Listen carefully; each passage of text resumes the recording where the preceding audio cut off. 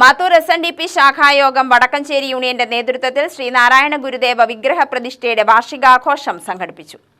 2 ദിവസങ്ങളിലായാണ് ആഘോഷം നടന്നത്. വിളക്കുമാടം ബ്രഹ്മശ്രീ സുനിൽ ദിവാകരൻ തന്ത്രികൾക്ക് പൂർണ്ണകൊമ്പം നൽകി സ്വീകരണവും ആചാര്യവർണ്ണവും നടത്തി.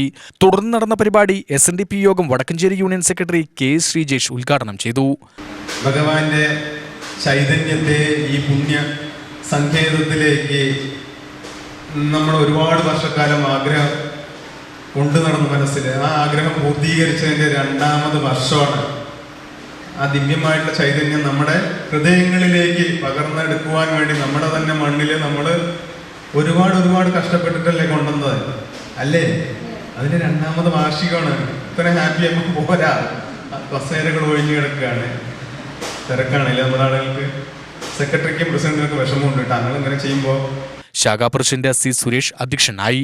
SNDP യോഗം Vadakkanchery union vice president MR Krishnankutty അനുഗ്രഹ പ്രഭാഷണം നടത്തി. പഠനോപകരണ വിതരണം, SSLC+2 ഡിഗ്രി പരീക്ഷകളിൽ ഉന്നത വിജയം കരസ്ഥമാക്കിയ വിദ്യാർത്ഥികളെ ആദരിക്കൽ എന്നിവയുമുണ്ടായി. ശാഖാ സെക്രട്ടറി C മാണിക്കൻ സ്വാഗതം പറഞ്ഞു.